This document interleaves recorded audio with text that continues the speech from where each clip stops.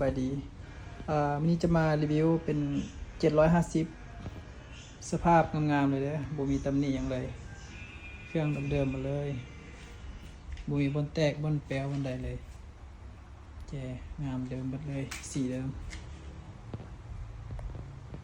แจเดิมหมดเลย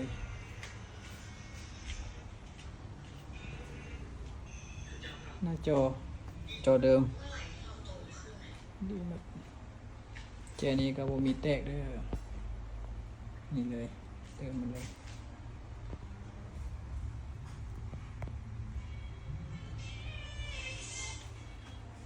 เครื่องเดิมๆเลย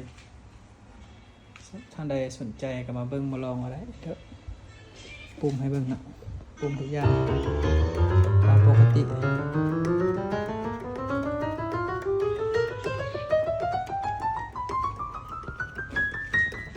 เครื่องมีรับประกันให้เด้อ